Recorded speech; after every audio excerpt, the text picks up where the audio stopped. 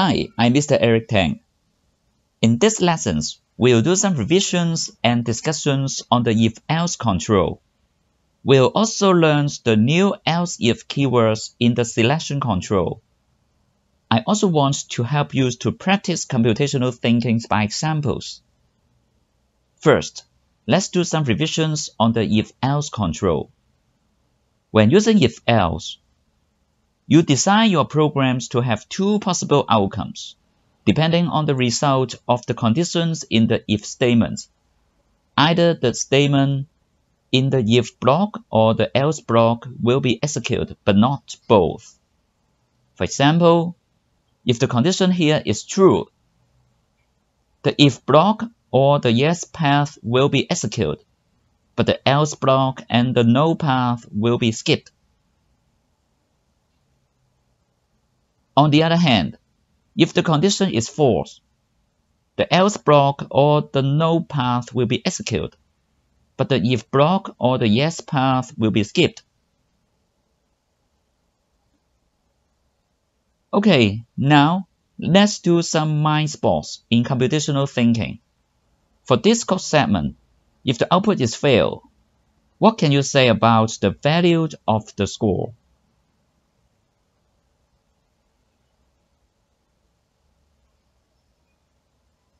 In this case, it means the conditions of score greater than or equal to 50 is false.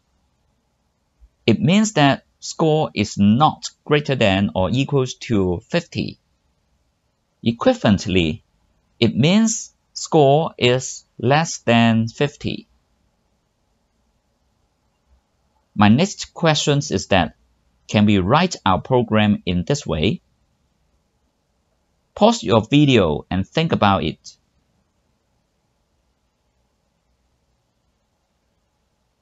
Logically, these two programs will get the same result for whatever value of score. Because if this condition is true, it will output pass. On the other hand, if this condition is false, this print statement will not be executed.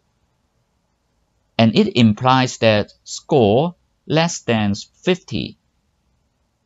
And the next if statement will become true. And this print statement will be executed. Logically, this program has the same effect of the original one. However, if you write your program in this way, the second if statement is quite redundant. Since if the first if statement is true, the second one must be false. Or if the second if condition is true, the first one must be false. Since either one but not both of the if statements need to be executed, we better use the if-else conditions to save the computer some computational time. In fact, the program on the left shows that you understand more of what you want to do. Let's see another example. Since logically, gender and mass has no relationship. For this case, since both conditions can be true, you need to write two if statements to ask the computers to check both conditions. For example, it can be happened that the gender of a person be male and the mark is 100, and both print statements will be executed. It's logically wrong if you use if-else, because in this case, only either one of the print statements will be executed. Now, we'll learn a new selection control. Here you can see a new keyword ELIF, which is called else if. It means that if the previous checking is false, then the program will jump to this part and check again. Let's see how it works. Here, if the first checking in the if statement is true, then the if block will be executed and the program will skip all the else if blocks and the else block. In another case, This time the first checking in the if statement is false.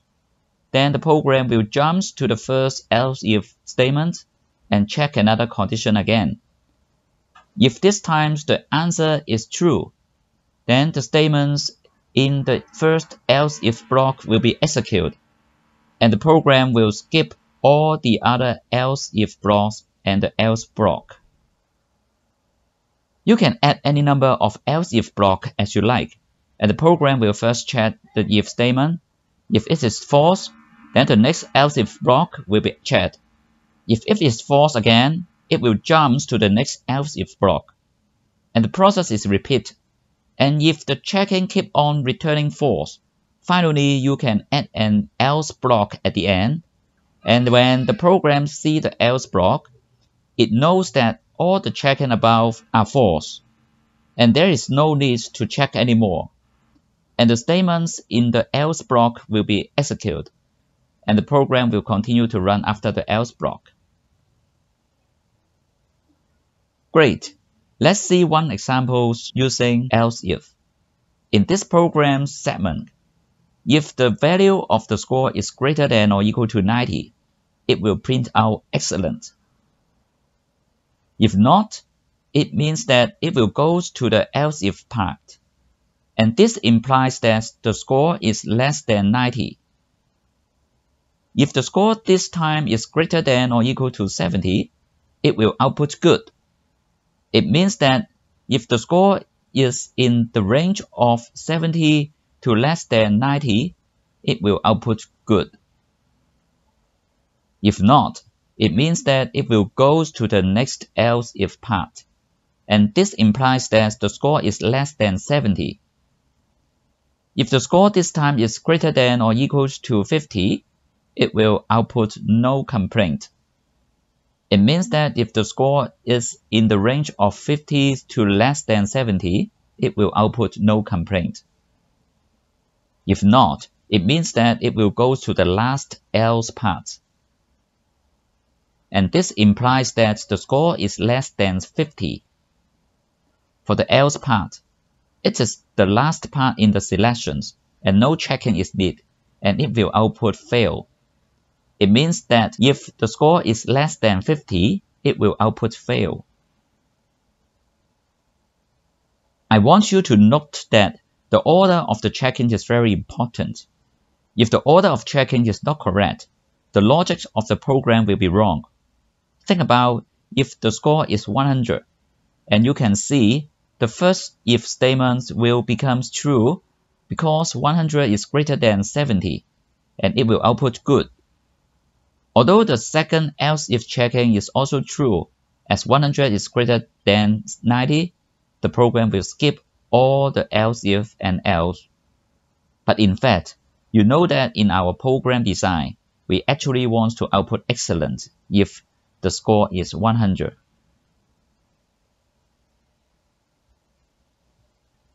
Good. Let's see one more example. This time I just want to let you know that the if block, else if blocks, or the else blocks can have more than one statements. You can do a lot of things and not just printing out some text to the screen. Very good. We come to the last example of today. In this example, you can see there is a statement to print out the score in the if, else ifs, and else blocks. Since these statements must be executed anyway, no matter what the score is, and this is the last action of each block, we can just pull it out and let it run after this selection logic. I encourage you to write a program for accepting a mark input from the user and output the grade according to the following rules. You can use the if and else if logics to do it. The result is like this. When you input 95, it will output A. I will run it again. Now I input 81. It will output B. Again, 73. It will output C. Run again. 60. It will output D. Run again. 52. It will output E. Run again. Here I input 20. It will output failed. Thanks for watching and I hope you enjoy my video. Goodbye.